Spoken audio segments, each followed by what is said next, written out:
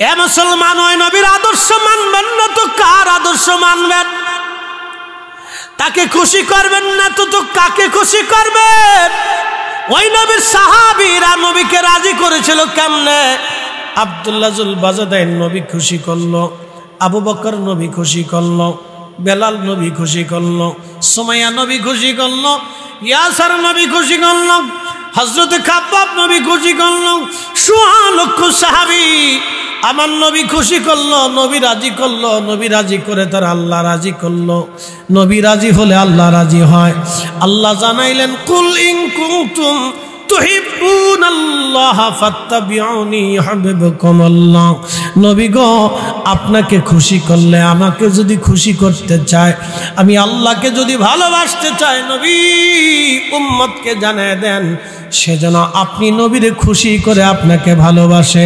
আপনার ইত্তেবা অনুসরণ যদি করে, তাহলে আমি আল্লাহর অনুসরণ হয়ে যাবে, আমি আল্লাহকে খুশি করা হবে। জোরে কোন মারহাবা। এ মুসলমান, খুব মনোযোগ দিয়ে শোনা যাবেন।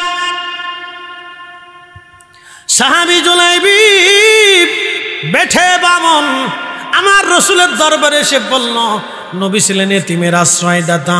এই কোরআন আল্লাহ বলেন, ফাআম্মাল ইয়াতীমা ফালা তাকহার ওয়া আম্মাস সাইলা ফালা তানহার। নবীজি, আপনি এতিমরে ধমক দেবেন না। একসাথে বলেন মারহাবা। আপনি এতিমরে তাড়ায় দিবেন না, আপনি এতিমের আশ্রয়দাতা হয়ে যান। কারণ আপনার আমি এতিম অবস্থায় পাইছিলাম, আপনার আশ্রয় দিয়েছিলাম। নবীকে আপনি এতিম ছিলেন, ছোট্টকালে বাবা হারিয়েছেন, আবার মা হারিয়েছিলেন। ইয়া রাসূলুল্লাহ, আপনার এতিম থেকে আমি আল্লাহ আজ মহা সম্মানিত করেছি।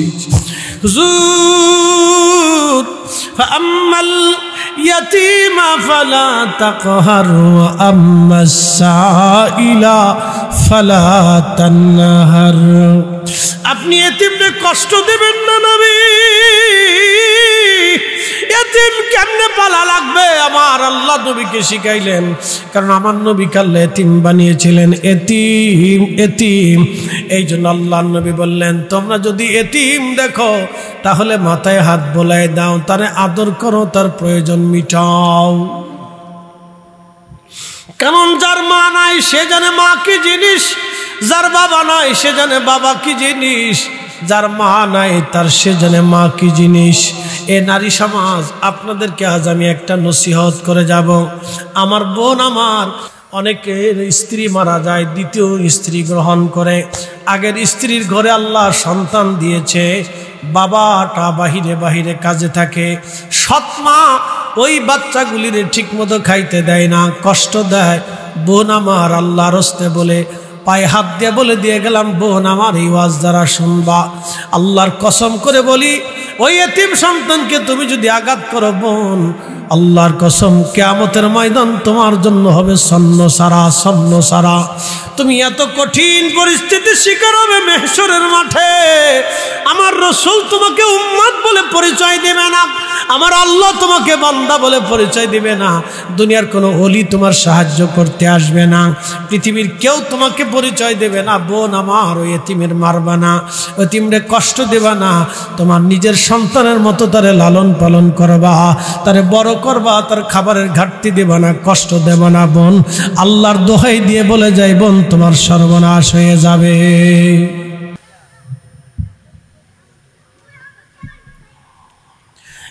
শায়েস্তাগঞ্জবাসী,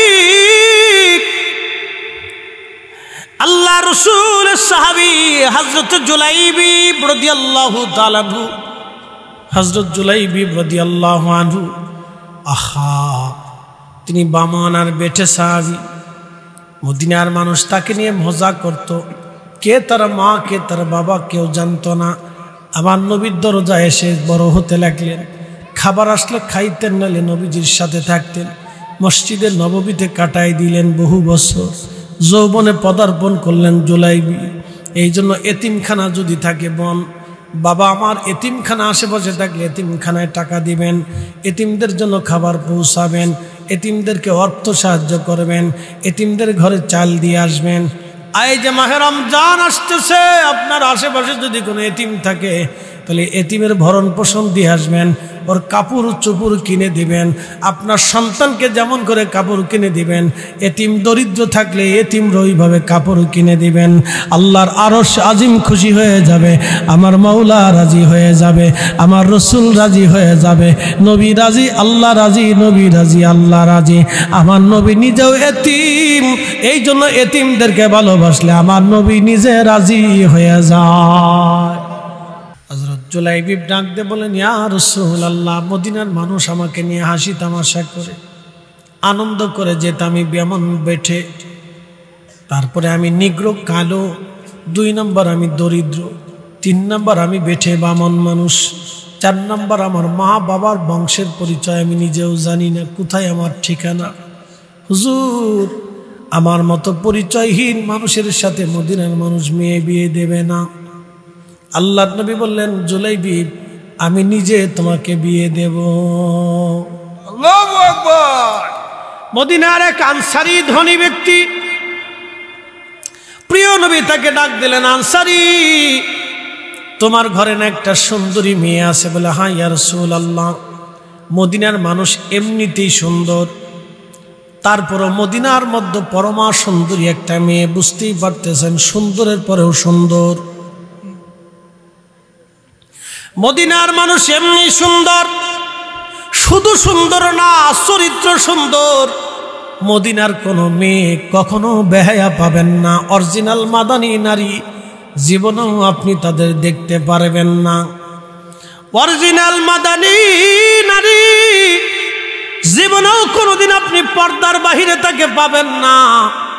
অরিজিনাল মাদানী নারীরা বড় লাজুক এবং পর্দাসীন, বড় সুন্দর চরিত্রবান। পৃথিবীর শ্রেষ্ঠ চরিত্রবান হলো মদিনার নারীরা, মদিনার পুরুষরা, মদিনার ছেলেরা, মদিনার মুসলমান। পৃথিবীর শ্রেষ্ঠ চরিত্রবান, এদের মতো উত্তম চরিত্র আপনি কোথাও কোনো জায়গাও আপনি পাবেন না। মক্কার ছেলেরা উচ্ছৃঙ্খল, দেখবেন এরা উচ্ছৃঙ্খল, এখন উচ্ছৃঙ্খল। কিন্তু মদিনার অরিজিনাল যারা মাদানী, তাদের মতো ভদ্র, নম্র, শরীফ এবং মেহমান প্রিয় এবং আদব প্রিয়, এশকে রসুল প্রিয় পৃথিবীতে কোথাও পাবেন না। অদ্বিতীয়, কোথাও পাবেন না, অদ্বিতীয়, একবারে সোজা হিসাব, অদ্বিতীয়, কখনো পাবেন না। এটা আল্লাহ রসুলের দোয়া, নবীর সোহবত। তো সাহাবী বললেন, হ্যাঁ ইয়া রাসূলুল্লাহ, আমার মেয়েটাকে তো কন্যাটাকে বিয়ে দিতে হবে। তো সাহাবী ভাবছে যে রসুল বিয়ে করবে, যে আল্লাহর নবী বিয়ে করলে আল্লাহ রসুলের সাথে আত্মীয়তা, এটা তো সৌভাগ্য। কথা ঠিক আছে না ভাই? এর চাইতে কি সৌভাগ্য জীবনে আর কিছু হইতে পারে? এটা অনেক বড় সৌভাগ্য। আল্লাহর হাবিব, আল্লাহর নবীজি ডাক দিয়ে বলেন, সাহাবী, মেয়েটাকে কি বিয়ে দিবা? বলে, হ্যাঁ ইয়া রাসূলুল্লাহ, বিয়ে দেব। আপনি যদি আমার মেয়ে বিয়ে করেন, এর চাইতে পরম সৌভাগ্য আমার জীবনে আর কি হতে পারে? আল্লাহর নবী বললেন, সাহাবী, আমি বিয়ে করব না, আমার এক সাহাবীর জন্য তোমার মেয়েটাকে পছন্দ করেছি। বলে, হুজুর সাহাবীর নাম কি? বলে, আমার সাহাবীর নাম জুলাইবি। আচ্ছা চিন্তা করেন তো, মদিনার সবচেয়ে ধনী ব্যক্তির একজন আনসারী সাহাবী, তার মেয়েটা মদিনার সবচেয়ে সুন্দরীদের মধ্যে একটা সুন্দরী নারী। নবী বিয়ের প্রস্তাব দিলেন এমন এক সাহাবী যার ঘর নাই, বাড়ি নাই, বংশ নাই, কেউ ছিল না, ঠিকানা নাই। তারপরে সে বামন, বেঠে, কালো, নিগ্রো, গরিব। বলেন কেউ দিবে? বলেন একটা ছেলের সংসার নাই, বাড়ি নাই, ঘর নাই, কেউ তার চিনে না, পরিচয় নেই। আপনি এরকম ছেলের সাথে আপনার মেয়েটাকে বিয়ে দিবেন? যে ছেলেটা কোথাও যদি চলে যায় তাহলে আর কি করে খুঁজে পাবে? ঠিক আছে না ভাই? যে আমার মেয়েটাকে যদি সে রাইখে চলে যায়, তো আর তাকে কোনোদিন খুঁজে পাওয়া সম্ভব না, কোথায় তাকে পাবে? তাহলে এই ছেলের সাথে আমি কি করে আত্মীয়তা করব? কেউ আত্মীয়তা করতে চায় না। আল্লাহর নবী এমন প্রস্তাব দিলেন, এই সাহাবীর জন্য বড় কঠিন হয়ে গেল। দেখেন সাহাবীদের ঈমান কি। কিন্তু এই সাহাবী সমালোচনা করা যাবে না। আর আল্লাহ রসুল বলছেন, আমার কোনো সাহাবীর সমালোচনা করবা না। তো এই ক্ষেত্রে সাহাবী তার সন্তানের মায়ে পড়ে বলতেছি, ইয়া রাসূলুল্লাহ, আমার স্ত্রী আছে, আমি তার মেয়ের মায়ের সাথে পরামর্শ ছাড়া সিদ্ধান্ত দিতে পারবো না।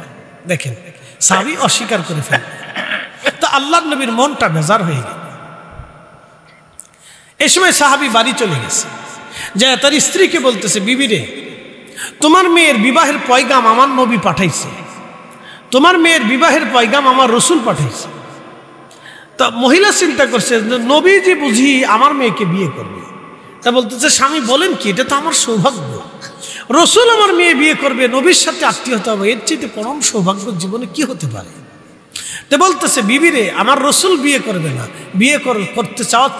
বিয়ে দিতে চাচ্ছে জুলাই বিবের সাথে। বলে, বলো কি? ওই পরিবারহীন, বংশহীন, পরিচয়হীন জুলাইবি, বামন, বেঠে, নিগ্র, কালো, দরিদ্র একটা ছেলের সাথে আমার মেয়ের বিয়ে দেব, আল্লাহর কসম তা হতেই পারে না। বাস, মহিলাও রেগে গেল, কাজ হয়ে গেছে। কিন্তু মেয়েটা ভিতরের রুম থেকে বাবা মার কথা শুনতেছে। তখন মেয়েটা ভিতরের রুম থেকে বাবা মার রুমে এসে বলতেছে, মা, কি নিয়ে কথা বল? বলতেছে, বেটি রে, কলিজার টুকরা সন্তান আমার, তোমার বিবাহের পয়গাম আল্লাহ রসুল পাঠাইছে, কিন্তু ছেলে জুলাইবি, নিগ্র, কালো, বামন, বেঠে, তুমি তো শুনছো তার কথা, বংশ পরিচয়হীন, কোনো ঠিকানা নেই, বাড়ি নাই, ঘর নাই, জমি নাই, সংসার নাই, কিচ্ছু নেই। তো এই ছেলের সাথে তোমাকে কি করে আমরা বিয়ে দিতে পারি? তখন মেয়েটা রাগান্বিত হয়ে, আমার দিকে তাকা। সাহাবীদের ঈমান দেখেন, সাহাবীদের ঈমান।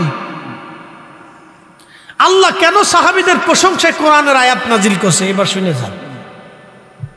তখন এই মেয়েটা এশকে রসুল বুঝে যান, এখান থেকে নবী খুশি করতে হবে বুঝে যান, কেমনে রসুলকে রাজি করতে হয় বুঝে যান, কেমনে নিজের জীবনকে রসুলের জন্য কুরবানি করতে হয় বুঝে যান, কেন নবী খুশি করলে আল্লাহ খুশি হয়ে যায় বুঝে যান এই সাহাবী থেকে। তখন এই নারী, এই মেয়েটা ডাক দিয়ে বলতেছে, মা, কলিজার ভিতরে কি করে সাহস হয়? আমার রসুল আমার জন্য স্বামী পছন্দ করেছে, এর চাইতে আমার জীবনে কি সৌভাগ্য হতে পারে যে আমার জন্য আমার রসুল স্বামী পছন্দ করেছে, আর আমার জন্য বিবাহের পয়গাম আমার রসুল নিজে পাঠিয়েছে, আমার বিবাহের ওলি আমার নবী নিজে হবে, এর চাইতে আমার জীবনের সৌভাগ্য আর কি হতে পারে? একসাথে বলবেন আল্লাহু আকবার।